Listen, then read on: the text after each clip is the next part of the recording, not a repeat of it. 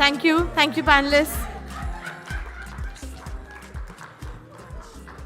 From that fantastic conversation, we now move to the next panel, the Blue Renaissance, Reclaiming the Maritime for Development and Innovation.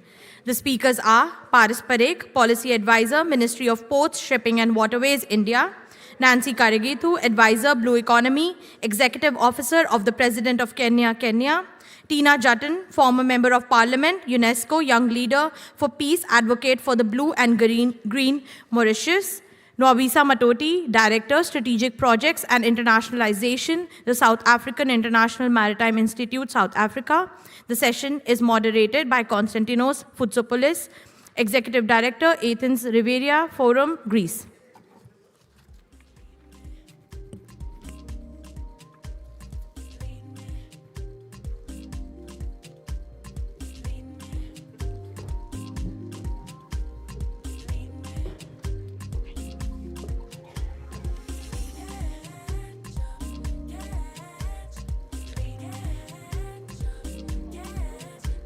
Over to you, Konstantinos.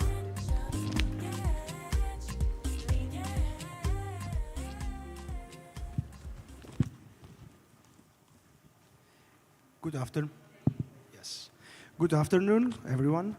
My name is Konstantinos Foutsopoulos. The name implies I'm Greek, and as a Greek, I couldn't speak about the ocean without remembering that our philosophical, commercial, and even political imagination started on the sea. As the Homer in the epic journeys of Odysseus sees, the history of the world is written actually on the water. And today we are again in a similar situation where new maritime domains are reshaping the global dynamics. Last month we saw, for example, that the IMO for the negotiations for the net zero shipping failed, but at the same time, countries like India, South Africa, Kenya, Mauritius, that we have here with us today, are investing heavily in maritime infrastructure, and a new maritime map is emerging. As we said, the countries are investing in resilient corridors, new ports, undersea digital infrastructure, localized shipping, and sustainable blue industries. We can speak about a blue renaissance, as the session title implies. And it's more than an economic shift. It's how we reimagine a world where the maritime domain will help in sovereignty and opportunities across the waters. I will not take more of your time because we have 4 exceptional speakers with us, and we would like to leave also some time for the audience. I will start with a question for all the speakers to give a broader geopolitical framework before we move to more in the countries and their respective regions. As traditional trade routes face growing pressure and new maritime corridors emerge, do you believe that the next phase of globalization will be shaped by ocean routes linking the world's emerging regions? I will start with our speaker from Kenya, Ambassador Nancy Karegethu.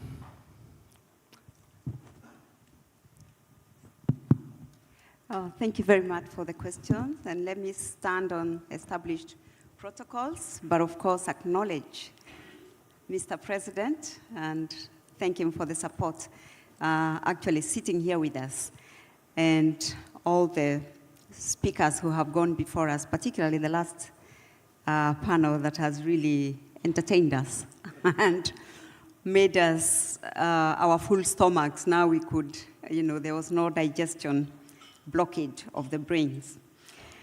Now, yes, there are new corridors shaping because I think the previous corridors were set particularly from our region, Africa and the rest of the world, based on resource extraction and usage from, in wherever place they were going.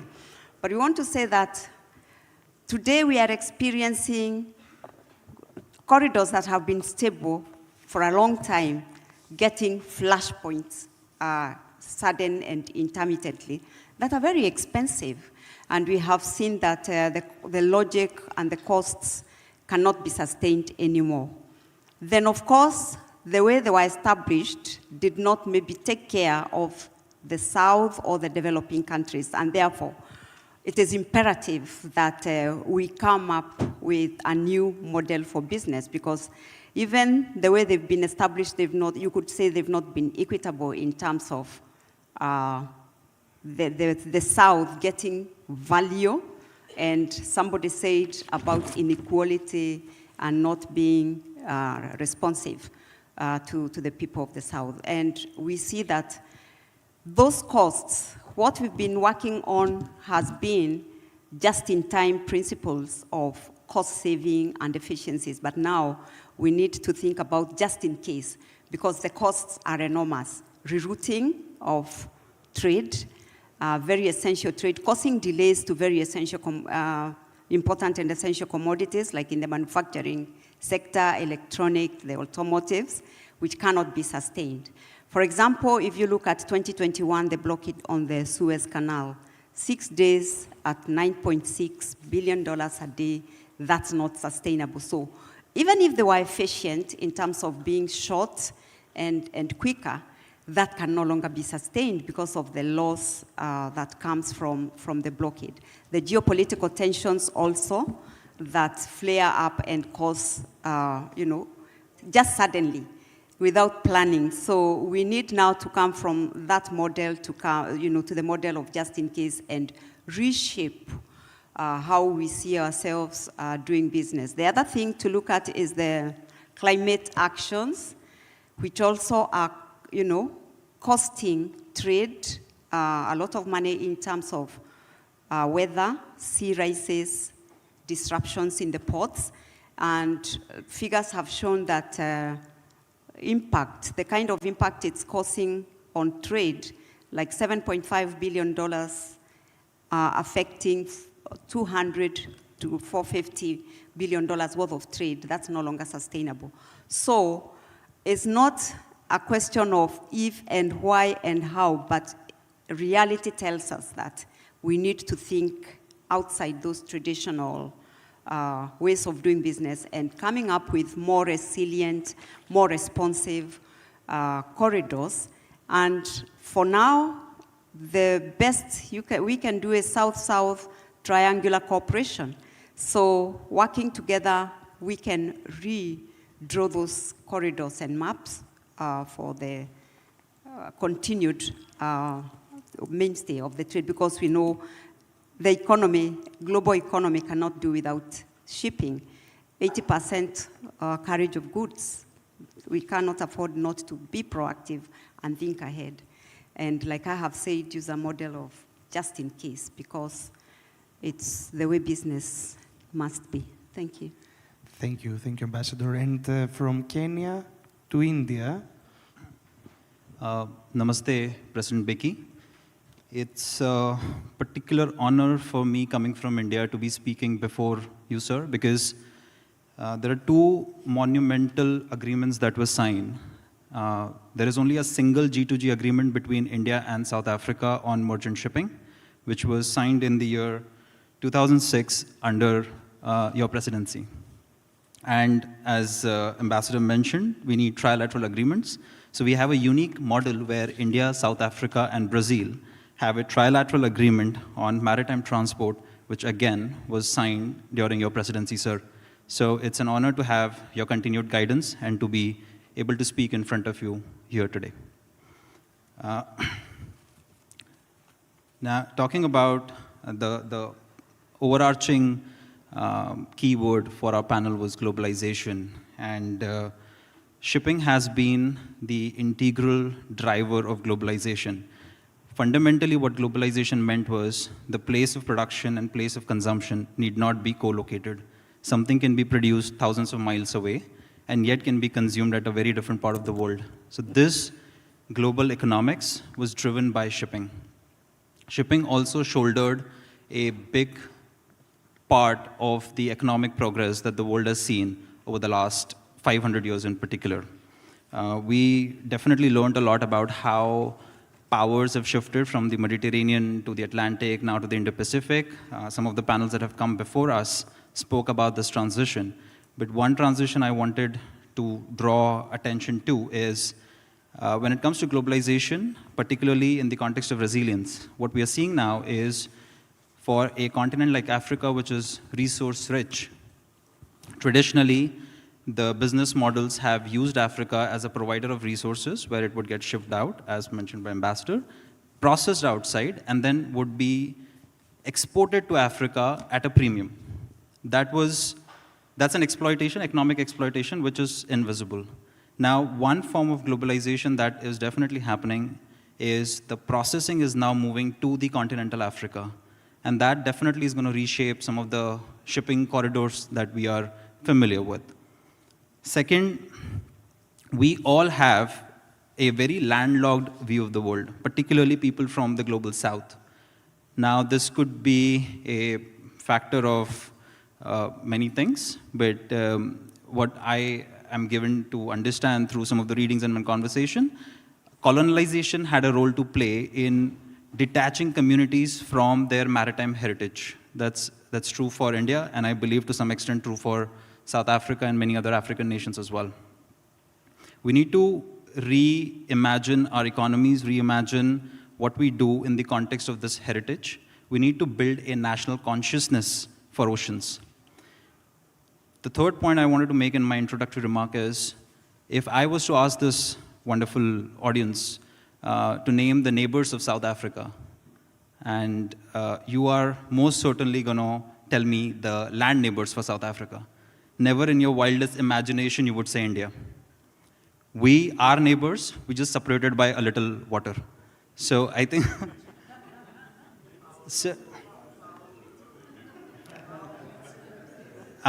little is to your imagination, but we are neighbors, and if you start seeing India and South Africa, or India and continental Africa, or India and Mauritius, my panelist here is from Mauritius, you will start thinking of the possibilities differently. We may not have answers to all problems, bilateral problems, opportunities, but you would still feel more closer to your friends in South Africa, your friends in India. So with that, I'll hand over to the moderator. We go directly to Maurice. Thank you. Good afternoon, everyone, for being with us this evening. And I wish to also say thank you to ORF for its amazing Cape Town dialogue, and to Mbeki Foundation and the President for gracing us with his presence, time, and patience. And first of all, for believing that dialogue and conversations can still shape, influence, and transform things for a better future. So I want to say, before jumping into the main question, that I come from a small island developing state, as my panelist from India said. Mauritius, we are just a tiny island in the Indian Ocean. Well, we just have a total land area of only 1,979 square kilometers, which I think is even much smaller than Cape Town. However, our EEZ, which means our exclusive economic zone, is of 2.3 million square kilometers, making it the 5th largest EEZ in the world. Moreover, we share management responsibilities for an extended continental shelf area of 396,000 square kilometers with the Republic of Seychelles, and I guess you must all have heard about the controversial and territorial fight for Mauritius, which is like the fight of David and Goliath, like a small island fighting against huge states to get back its territory, and that's exactly what we embarked on, to get back our territory, which was the Chagos, or archipelagos. So now, after a long battle and struggle, and with the support of the African Union, the EU, the UN, and many of the countries here in this room, it has become a reality. And I want to take this opportunity to say thank you. And yes, with a restitution of the Chagos archipelagos to Mauritius by the British, our EEZ will now be one of the most expansive of the planet, I would say. So now, of course, when we're talking about globalization, as Mr. Paras said, the first question is what we understand by globalization. So for me, if you ask me how it shapes maritime trading, shipping routes, the corridors, and how is it impacting on us, especially small island developing state, first I would say what globalization means. Globalization means connecting, collaboration, and of course, dialogue for a better world. And as you said, like having access, and irrespective of physical boundaries or borders, having access or inclusion should not be a problem. So to reply to the question, I would say yes. So we need first and foremost to reckon that yes, our future, if we talk about maritime frontier and this redefining of a blue, as we call it, it will be exactly harnessing the resources from the ocean, as we say, churning the ocean to extract what we call the elixir, which is so indispensable right now to our future. So I want to say that Mauritius, being a SID, it has its own vulnerabilities, like most SIDs do, like rising sea temperatures, acidification, coral bleaching, and if it rains consecutively for more than a week, we might even disappear. So that's just the extent of a threat. But we are very strategically positioned. So being based in the Cape of Good Hope and also being, I would say, like a gateway or bridge between India and the rest of the world and Africa and Asia, we can become, I would say, a regional hub of choice. So with globalization, I want to see and focus on the positive sides of it.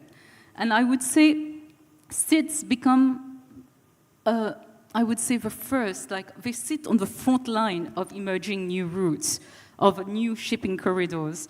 So hence, they can leverage, and Mauritius being strategically positioned in the Indian Ocean's busiest, I would call it, east-west shipping lane, it can become a blue connectivity hub that links Africa, Asia, and the wider Indo-Pacific. So what I mean by globalization, I would end on this, I know my time might be over. I want to believe that globalization means strategic collaboration and not isolation, that it means new partnerships in terms of infrastructure, be it for the ports, logistics, bunkering, surveillance, data infrastructure. Third, skills transfer, capacity building. And fourth, of course, I would say collaboration to become a green port of choice. And for that, we need the much talked about financing. Thank you. Thank you. And with skills and capacity building, we can proceed with Nobisa. Thank you. Thank you very much. The nice thing about speaking last is that everyone else has covered what you wanted to say, so I will not be long. I would like to acknowledge President Becky, the Thabo Mbeki Foundation, as well as the ORF, and appreciate the invitation to this gathering. As it was emphasized last night, as well as in the G20 summit, that there is a new world order that is emerging with a shift of the nexus of power. And that brings about new opportunities, and part of that includes the new routes that we've just spoken about, taking into account also the geopolitics in the Suez Canal. So countries need to position themselves for these new opportunities, especially South Africa, which is strategically located in the south, and however has not fully exploited its blue economy. So we need to position South Africa as a southern hemisphere gateway, That comes with the strengthening of our port systems. We've got this very strong port system. We've got 8 commercial ports. There's going to be a 9th one in Bohoba in the Northern Cape. However, there are inefficiencies that come with that. So we need to, as a country, to look at that and address that and prepare ourselves for these new opportunities that come with the new maritime corridors.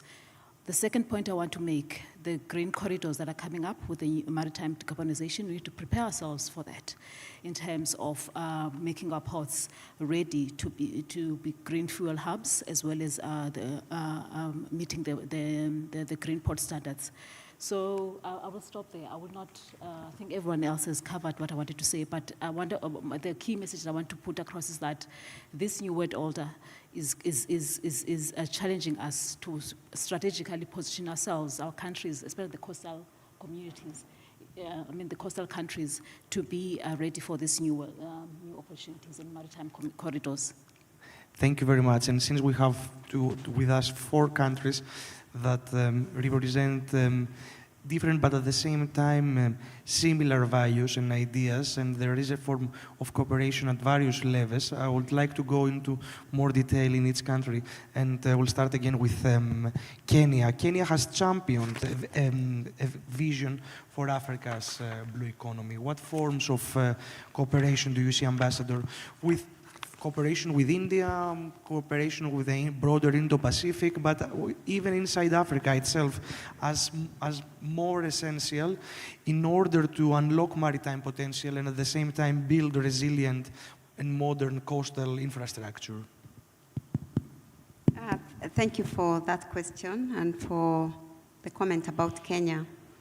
Let me start by saying that the blue economy was not always one of our focus areas of development as a country, based on our historical development, again, because the emphasis was on the port as a point of extraction, of export of resources, and therefore that model remained for a long time until the government realized that no, this is no longer sustainable, and we needed to have a holistic view. And one of the things that happened was the realization that even our governance structures, being historical, were all wrong, and they were not addressing the issues, because we found that we ran a government with different silos that did not address the blue economy as one industry, but looked at it as disparate components. For example, when we did an analysis, we found that maritime policies were present in like 22 different government ministries. Because when you think about mining is a standalone mandate with a different ministry. Then education, you're talking of maritime education and training and capacity building for the maritime sector. It's in the Ministry of Education that basically emphasizes more on terrestrial, but not. And even environment, with our National Environmental Management Authority, different components dealing with different ministries dealing with different components of the maritime economy. And therefore, the first thing we did was to try and bring coherence and make sure that there was communication between the ministry, because we want to be a blue economy country. And that's one of the beginning points, and we had a national conversation. And we all met and decided what is it we want from the blue economy. And it was surprising that when we did our first conference, even the president was shocked, because the interpretation of facts he had been given, but now coming from the sector, for him to see a different picture was very shocking. And therefore, one of the things that he did was to create a voice for the blue economy. And he created a structure, or rather a state department within government to deal with that. And that has gone up now, it's now a ministry. And the point I'm driving is, if it was a problem within one country, how much of a problem is it within, for example, this continent, if we are not talking to one another? We share the same ocean. He just told us we are neighbors. The oceans make us one. And therefore, if we are talking about, about making it work for us, then we must collaborate. We must partner, and we must speak with one voice on what we want to get out of the blue economy. We are a young continent, young people looking for opportunities, young people looking for economic validation, and young people who think that, or rather, you can't blame them, that the lack of economic space is a lack of democracy, and therefore makes them agitated. And we cannot we cannot make the blue economy work for us unless we work in collaboration and in partnership. Let me mention one or two of the areas where we must. We've heard from morning that we are a continent of enormous resources, especially in a time where the shipping or the maritime industry is looking to transit, and the resources that will help us do that are right here on the continents. But where is the money, where is the technology to do it? We can't do it alone, and neither can even the global north or other parts of the world, the blue economy, do it without our resources. So what do? You cannot have an industry, one global industry that works in silos. For example, when the ships from the developed world that are transition ready come into our shores, what will they find? So we must work together to make sure that they find the facilities that they need or in our ports. Where will they bunker? Will they find shore facilities for green energy? And the workers who are attending to them, will they understand? So we cannot afford right now to be isolated or to work in isolation. We must collaborate, exchange technology, and such. And also, when you think about Africa itself, a continent that has not yet reached the level of industrialization that we find in other parts of the world, we have an opportunity to leapfrog. We don't have, to modernize or to remove or to, we can just leapfrog into technology, into industrialization, into also the skills that are needed. And I think that's what I want to say. So from us as Kenya, we'll say that we cannot do it alone. No region can do it alone. We need each other, and we must find the synergy in which to work together. It will be cheaper, and it makes sense anyway, not to struggle. Thank you. And talking about synergies, I want to go back to Paris and India, because India is investing a lot. Is investing in shipbuilding, in digital maritime infrastructure, in green ports, in many things. And how do you see the role of India and the Indian model with a focus in innovation, sustainability, self-resilience? How could that model help also the aspirations of Africa? That's a long question. And you want a short answer for that? Choose the points you want. All right. So, just a bit of C. Initially, I mentioned about consciousness, and I try and take every opportunity to tell people and try and connect them to the ocean. So one thing I can give to this audience is, when you leave from this forum, just remember, no shipping, no shopping. That's how integral the shipping industry is to our lives. It moves 90% of global trade, commerce, and it's also one of the oldest known profession to mankind, along with agriculture. So shipping has been there for the last 5,000 years, and it will be there no matter what number of industrial revolutions come and go. That said, it's very recently that India tried to go through a shipping renaissance of ourselves. Last 10 years have been unpredictable, or I think I choose a different word, unprecedented in terms of the reforms that we have undertaken back home, realizing that as trade increases, as manufacturing increases, as India is more connected with the world, and the more we are exporting, we were able to find one Achilles heel. Most of the goods that India was shipping out and importing in was moved on foreign vessels. Now, as we continue on this path of something we call the Amrit Kal, the next 20, 25 years of our growth story, we wanted to work on that Achilles heel and reimagine India as a maritime power. That said, I'll just give a brief overview of some of the initiatives that we have taken and something which we could probably look at replicating or adapting to the African economies, depending on their vision. The first thing that was clearly established was political leadership, and it started from the very top. We set for ourselves a grand vision. We call it the Maritime India Vision 2030 and a Maritime Amrit Kal Vision 2047. 2047 is when we complete the 100 years of independence. India has now prioritized shipbuilding. Shipbuilding, for people not aware, is called the mother of heavy industries. Automobile is the mother of small industries, and shipbuilding is the mother of heavy industries. It's also one of the most labor-intensive industries to invest and prioritize. So it's something which some of the African economies may like to consider. Second, we have initiated creation of something called as a Bharat container shipping line. One challenge that often comes up in my conversation with my African colleagues is there is no direct service between India and Africa. So tomorrow, if you want to increase trade between India and Africa, it still moves somewhere in Middle East, then it'll go down, which adds to the cost. We want Indian goods to be available in South Africa as cheap as possible, and South African goods to be available in India as cheap as possible.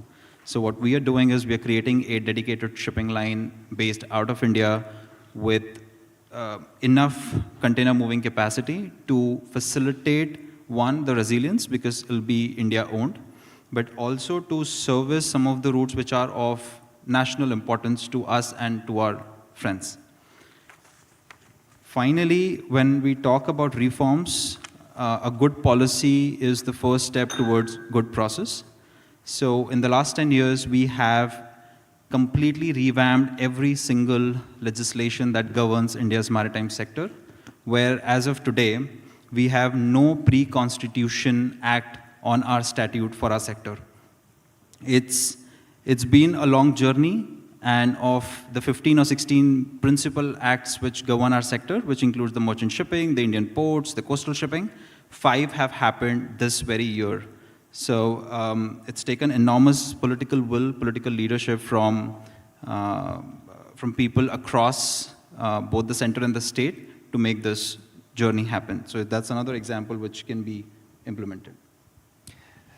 Thank you. And I would like to go back to Tina. You spoke before about Mauritius and the climate vulnerability that it faces, but at the same time, it's a country that sits on vital maritime crossroads. So I would like to ask you, how can small island states take advantage of this situation and transform this strategic position into blue innovation, green job creation, and deeper partnerships also among regions and among countries? Thank you for this question, which is very, very relevant. So I would like to cite the example of Mauritius on 3 different instances, where then we will explore the collaboration area. So first, I don't know how many of you heard or saw some years back, there was an oil spill which was called the Wakasho, the famous Wakasho oil spill, which where a vessel just accidentally got wrecked in the shores of Mauritius, and that was incidentally at the time in my constituency. So Mauritius, as I said earlier, is surrounded by the blue. The ocean is our pride and is our jewel. In my constituency, most of the livelihoods of the people come from the sea. So it was a shock to see from one day to the other the whole ocean, the whole sea, our lagoons, transforming from blue to black. And it was also a shock in terms of preparedness and how to go about to remedy the situation. So that's when we witnessed I would say, the magic of collaboration and of hands coming together to help and being united. And that's where I personally witnessed the beauty of unity. So from one day to the other, when this tragic accident happened, the next day everyone was on the sea, from children to fishermen's wives, to the government, to the NGO, to the professional sector. Everyone was wondering, how can we help?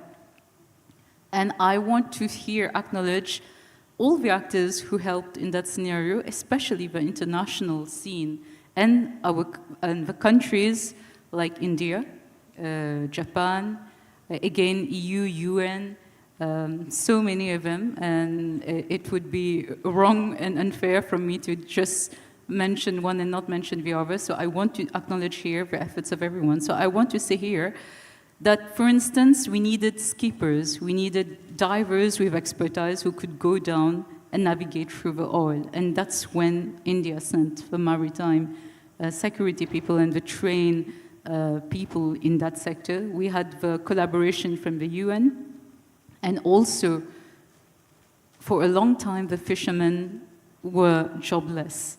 So we had to come up with a kind of compensation scheme. And I will just dwell with financing in a later part, but coming to the point I wanted to make on collaboration and unity. So I want you to imagine it like on the sea, the beach will be becoming all black, and everyone together, from the children to the fishermen to different people, just as we say, putting the boots, like we put yesterday to dance, but going on the beach to actually clean. No one knows exactly how much we can clean in a day, or how much of the ocean would be clean, but everyone came together as a nation, and that was beautiful. And not just as a nation, we had representatives from different parts of the world coming over through the different embassies, who showed by example, who led by example, and by showing that irrespective of titles or position, everyone came together to save the ocean. And I want to take this example further to say a second instance of what that accident showed us is that also there is an issue in terms of what I said earlier. We have such a large EEZ, but we do not have the appropriate resources to monitor effectively. For instance, there was a lack of surveillance and maybe surveillance tools, which indeed here, again here, I must say that India is helping us with.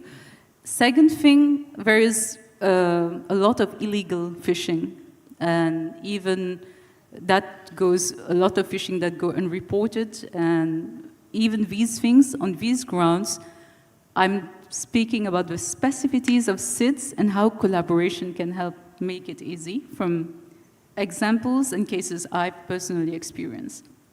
So first, if I talk about collaboration, for instance, I want to salute India for the amazing initiatives our friend Paras just mentioned, all these legislations, all these revamping, and I would say that these are transferable. Of course, there's not like a one-size-fits-all solution, but there are transferable lessons for many parts of the world, like for SIDS like us, and also areas of collaboration.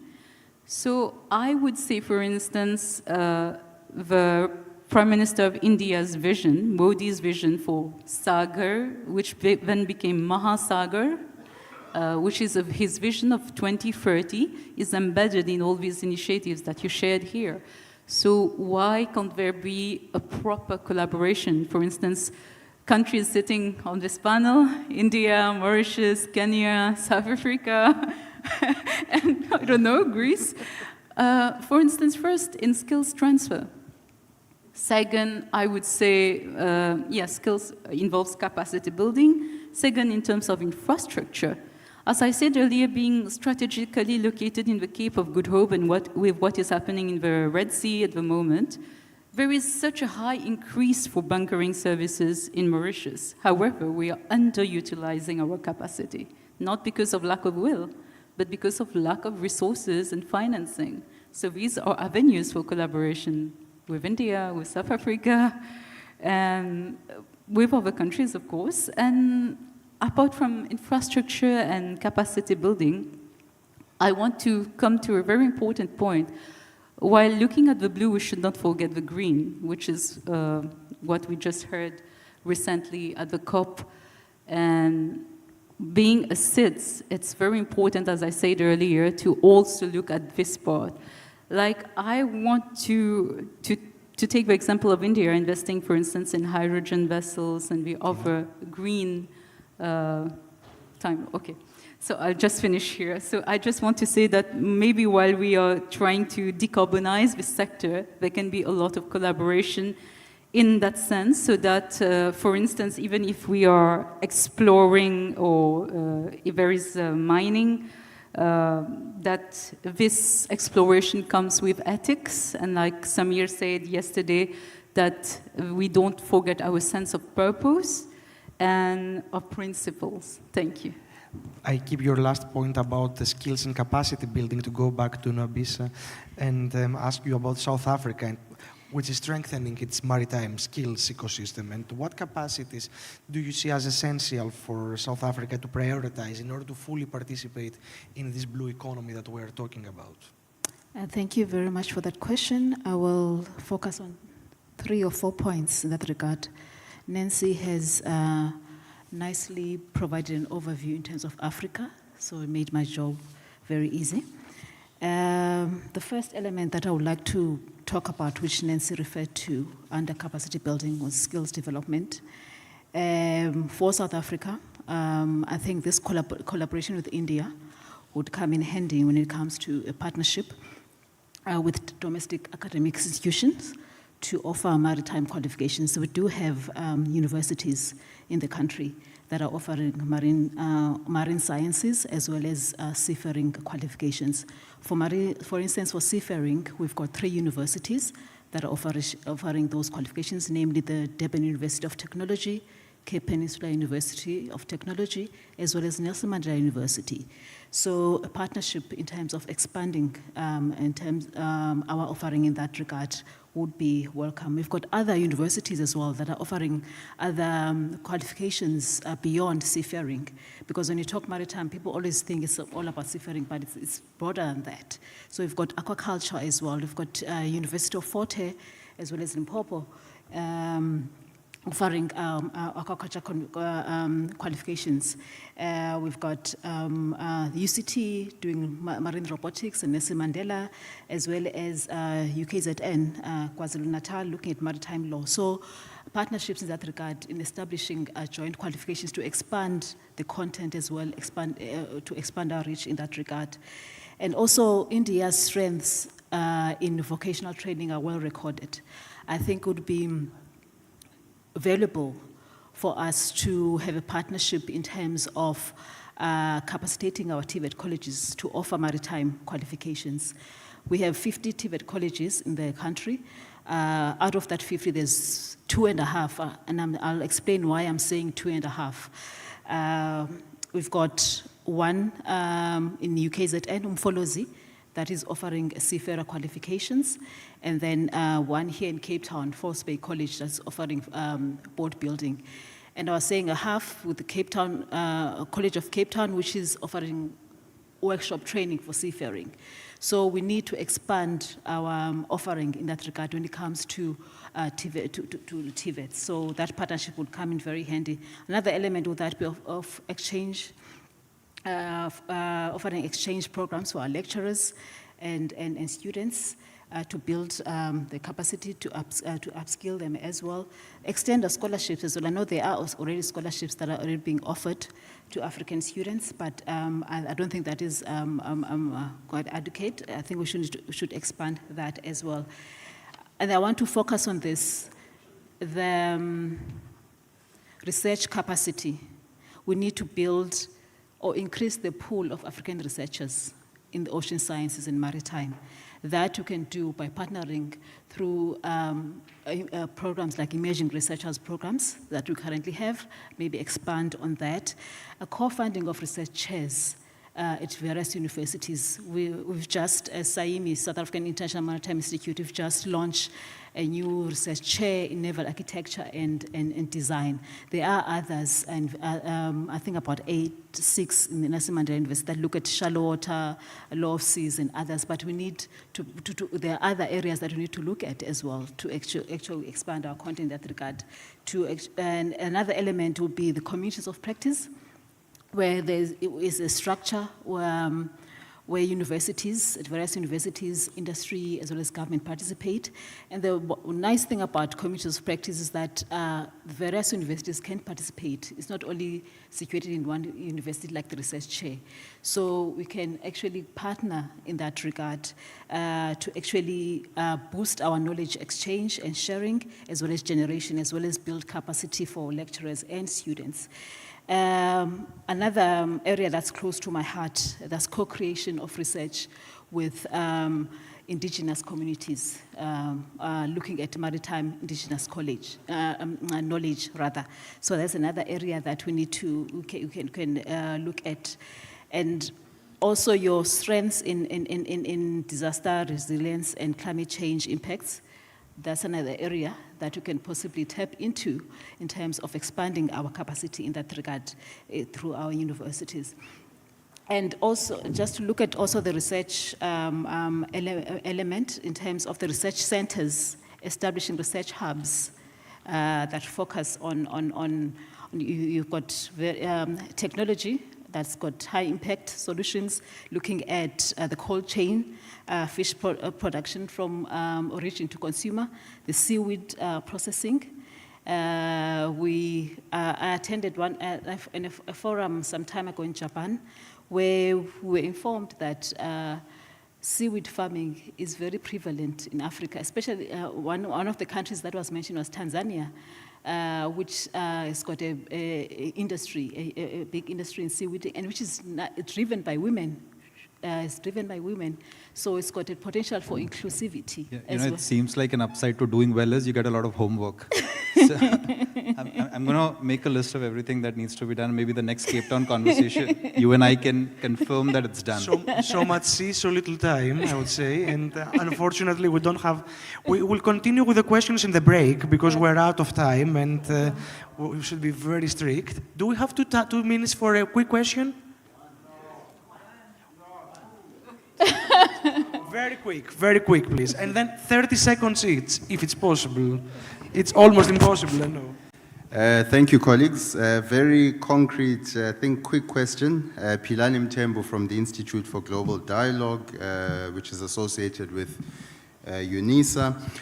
So South Africa's National Development Plan identifies that piracy has basically been moving southwards from the Horn of Africa.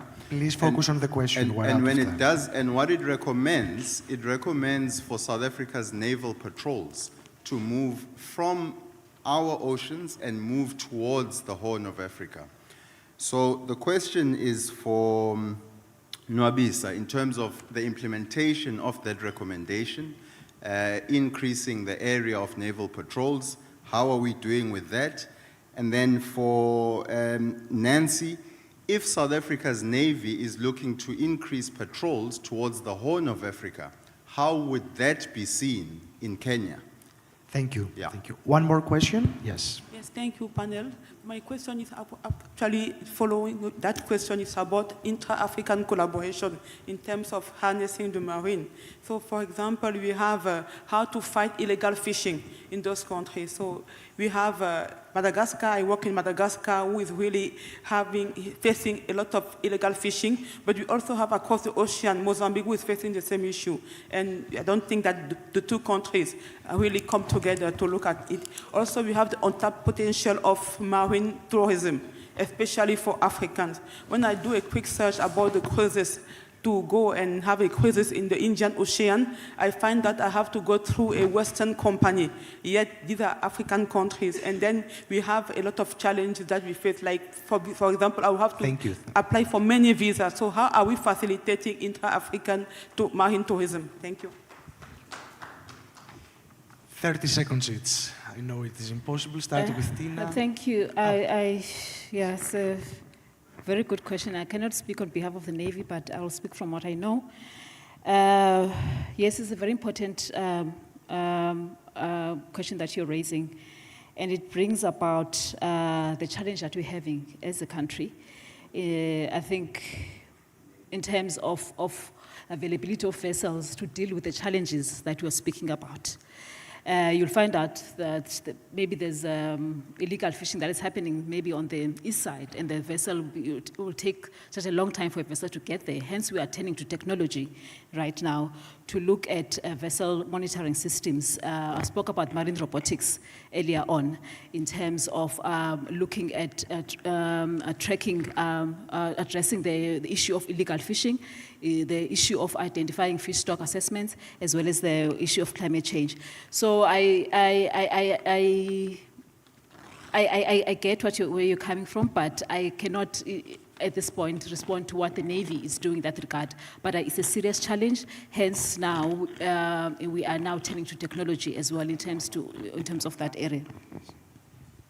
Okay, just to add, when piracy was at its peak, you recall, or in waters off the coast of Somalia, Kenyan armed forces actually did go and secure the port of Kismayu. So it's something that has been done. But I know that recently there is talk of an African Navy, and the architecture of it, should be finalized and give us the leverage in terms of information sharing, in terms of capacity building, and in terms of collaboration and using the resources together to work together to secure our continents, our oceans, and also ensure that the crimes at sea do not just go on unabated, and there is visibility and a clear will to work together towards that. Paras, Tina, and we finish. Paras.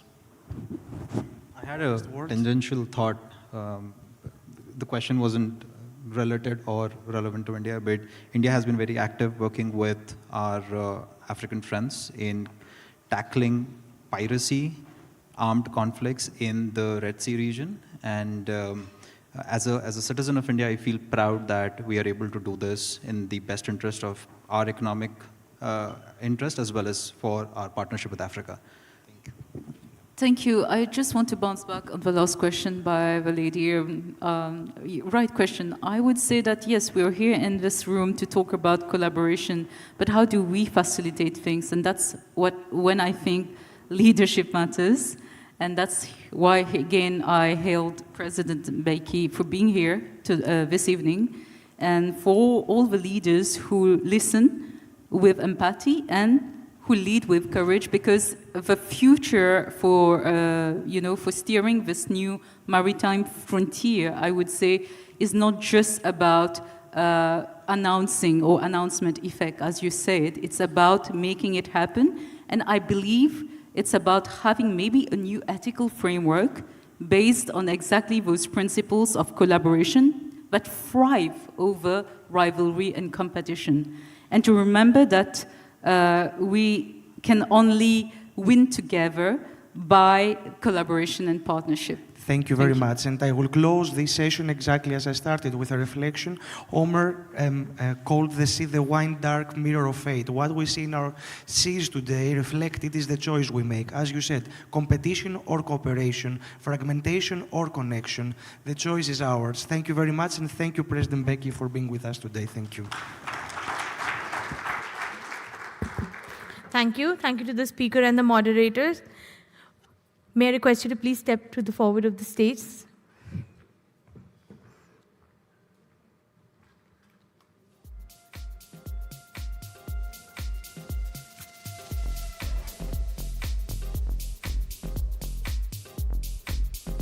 As excellent the conversation was, I'm afraid we've cut into our break time, so I request you all to please be back by 5 p.m. for the next round of discussion. Thank you.